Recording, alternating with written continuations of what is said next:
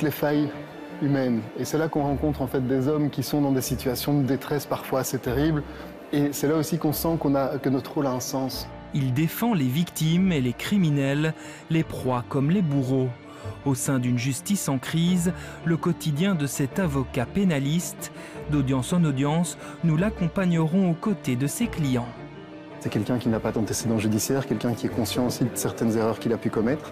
Et donc on espère qu'on a été entendu un petit peu dans l'humanité qu'on a pu dégager. Maintenant évidemment ça dépend de la juge. Des couloirs du palais de justice à son cabinet d'Ixelles, où tout se prépare dans des dossiers souvent éprouvants. Un PV qui concerne un dossier d'assassinat que je suis en train de traiter pour le moment. Donc c'est vrai que parfois on a des faits assez graves qui arrivent dans notre cabinet, c'est un peu notre spécialité, donc il faut être prêt à ça.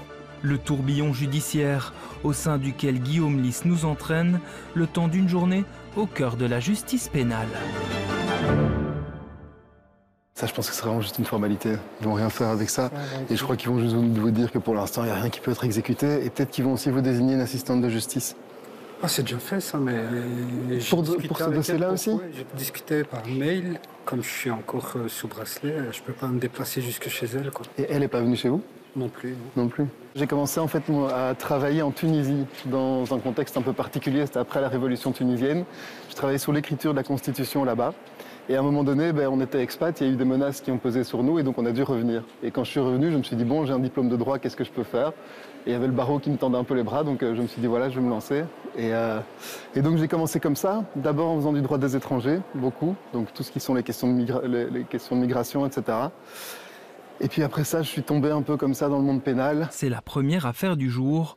Son client est poursuivi pour séquestration et traitement inhumain et dégradant. À quelques minutes de l'audience, il s'agit surtout de le rassurer. Le truc qui est important, c'est qu'ils disent que vous n'avez aucun problème de délinquance connu ou quoi que ce soit. Le stress est là. Quand on n'a pas été écouté la première fois, qu'on arrive devant la cour d'appel, qu'on voit pour la première fois ses juges, c'est clair que c'est pas très rassurant, quoi. Et donc il faut qu'on soit là aussi un peu... pas dire comme un rôle de psychologue parce que c'est pas ce qu'on est, mais on est là quand même pour essayer de donner un peu de confiance parce que sinon notre métier il n'a pas de sens. Donc on est là un peu pour voilà, rassurer tout le monde, on va dire ça comme ça. On peut déjà rentrer, hein? Oui. Merci, monsieur. Installez-vous dans la salle. Il y a déjà eu un premier jugement qui a été rendu, des condamnations assez lourdes qui avaient été prononcées, donc maintenant on vient devant la cour d'appel pour fixer un calendrier de plaidoirie, savoir quand est-ce que ce dossier va être traité. On sait qu'il n'y a plus de sas de sécurité à ce stade-ci. Donc on sait qu'on a déjà un petit peu épuisé un premier fusible, je dirais. Et puis alors maintenant, on est ici sans cordage et on vient essayer d'expliquer la vérité de notre client. Un petit milieu où de procès en procès, tout le monde se connaît. Il est toujours détenu, tiens. Mais tu sais pas si les autres sont... Il y en a un qui est en cavale. Ouais, celui d'Yannick. Je vois bien. On a un petit groupe assez soudé et donc on se croise d'audience en audience, quoi, c'est vrai. Vous adaptez un petit peu la manière dont vous allez plaider en voyant qu'en face de vous c'est telle ou telle personne? Ce qu'il y a, c'est qu'on est souvent du même côté en pénal, sauf quand il y a des victimes, évidemment, dans certains types de dossiers. Donc ouais, on s'adapte en fonction de l'équipe qu'on va former, mais c'est surtout en fonction de l'adversaire qui va se trouver de l'autre côté. Et ça, effectivement, on sait un peu qui c'est, donc on sait un petit peu quelle stratégie on va devoir adopter, je dirais.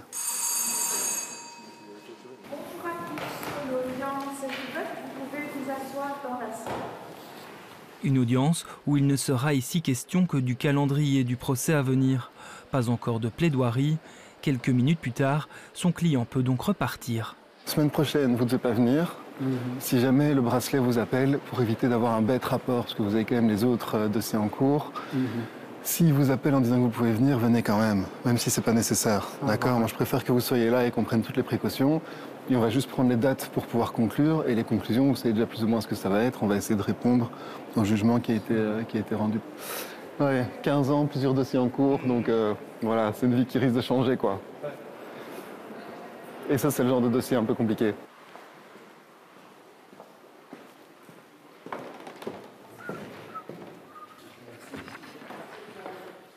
Je peux me permettre juste? Merci.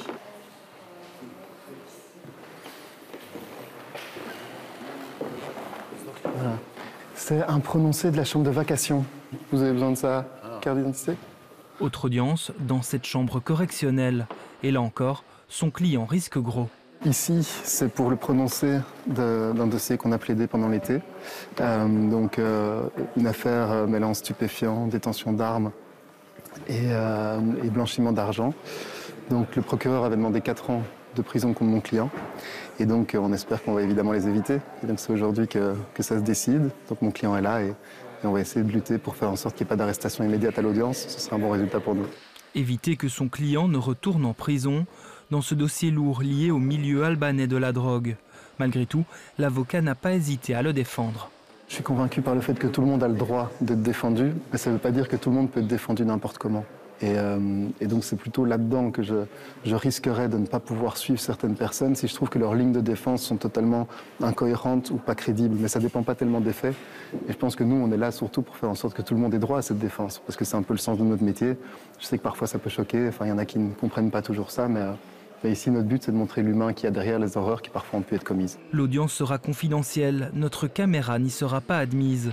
Mais à son terme, l'annonce tant attendue par l'avocat et son client, une peine avec sursis et une amende, pas d'emprisonnement. Suspension for everything. Okay? Ok. So no 1 day of prison that you have to make. And that is the only concern that I had. And it was not sure because I have seen a lot of police officers that was turning around. And so for the prosecutor, she thought that you would go back to prison. Okay? And when I saw the face of the prosecutor, they were not happy with the judgment. Vous avez vu le sourire de cette personne quand il est sorti, donc il savait les risques qu'il avait, il savait évidemment qu'il y avait un risque de 4 ans de prison ferme, et s'en sortir avec la demande principale qu'on a faite, ben effectivement c'est un motif de satisfaction, parce que vous avez entendu quand même, c'est des faits graves. C'est courant dans du pénal et dans des affaires graves comme ça que la juge ne suive pas totalement le parquet. Ben, ça veut dire que c'est à ça qu'on sert. Donc là, ici par exemple, je ressors de cette audience en me disant que j'ai été utile pour un homme. À son client désormais de se tenir à carreau durant 5 ans pour ne pas retourner en prison. Ok? So, Mr. That was nice, no? That was better. Allez, see you.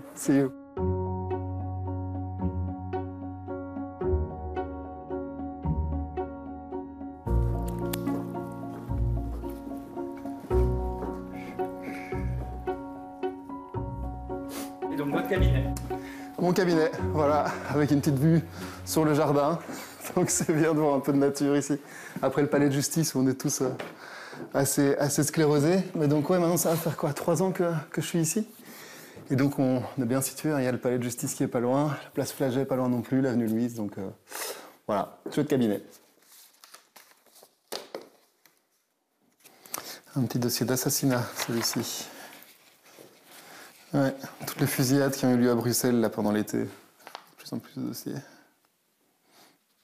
Tous des gens de 18 ans. Ça a toujours été violent, je crois, le trafic de stupéfiants. Mais c'est vrai que maintenant, c'est une violence qui se montre. C'est une violence qui se fait en pleine rue. C'est ça qui devient extrêmement dérangeant et qui fait en sorte que ça devienne une priorité pour le parquet. Et donc c'est vrai que ce genre de dossier se multiplie là pour l'instant, qu'on a de plus en plus de personnes qui nous consultent parce que c'est évidemment nos matières et qui nous font confiance pour essayer d'assurer leur défense. Mais ce sont des dossiers qui ne sont jamais faciles, évidemment.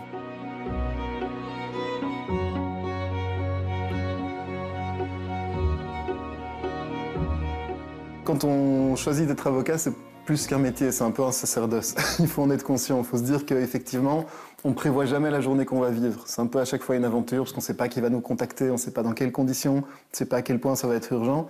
Et donc c'est vrai que c'est un métier assez intense. Et donc quand on essaye de gérer un peu son équilibre entre vie privée et vie professionnelle, il faut en être conscient, ça va évidemment impacter tout ça.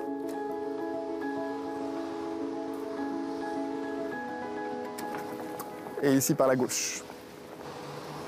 Qu'est-ce que vous pensez du quartier? Ouais, c'est bien, hein? Avant, j'étais plus près du palais de justice. Et franchement, juste aller se balader ici de temps en temps, ça vide un peu la tête.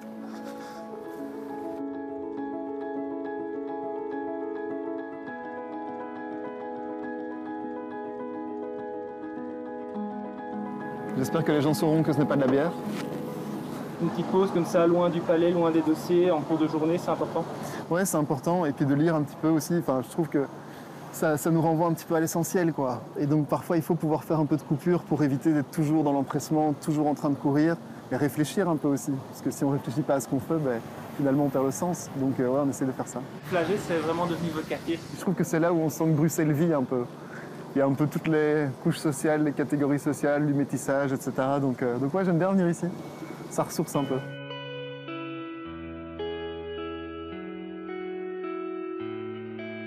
Même si le travail n'est jamais loin, Dans l'après-midi, c'est au Justicia que nous le retrouvons. Ici, c'est le procès Sky en appel, donc c'est-à-dire que c'est un procès de trafic de stupéfiants de grande ampleur internationale. Je défends un de mes clients dans le cadre de ce procès-là et aujourd'hui, c'est le premier jour du réquisitoire, histoire de pouvoir savoir comment est-ce qu'on va devoir défendre tout ça. Dans un lieu qu'il connaît bien, ici, durant près d'un an, s'est tenu le procès des attentats de Bruxelles.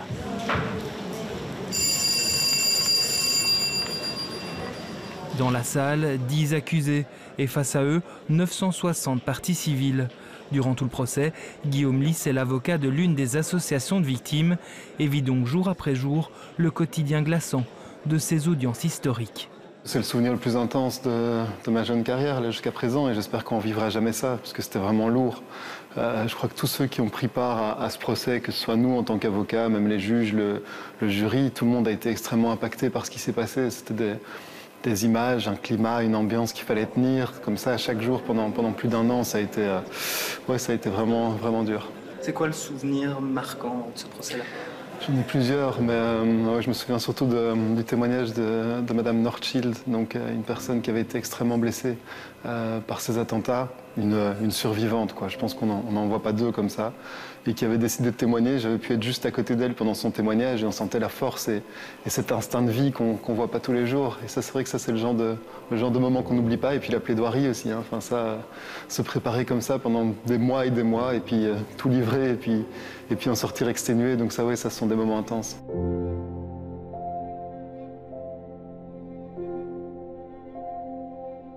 Il y a des images qu'on a pu voir, des deuils de famille qu'on a pu entendre, et c'est vrai qu'on les ramène malgré soi à la maison. On aimerait bien ne pas le faire, mais ce sont des images qui restent. Et donc c'est vrai qu'il faut qu'on essaye d'avoir des moments de coupure. Par exemple, le week-end, passer un peu de temps avec ses enfants, c'est ce qui nous permet d'éviter de penser à tout ça, faire du sport, en parler, essayer d'avoir... Mais c'est un métier qui est lourd. Et ça, je pense que quand on le commence, on s'en rend pas tout à fait compte. Là maintenant, ça fait 12 ans que je fais ce métier. Et avec les procès d'ampleur qui s'enchaînent, on se rend compte qu'on est nous aussi humains et qu'à un moment donné, c'est pas toujours facile. Mais on accepte de le faire. Si on est toujours là, c'est qu'on accepte cette charge, quoi.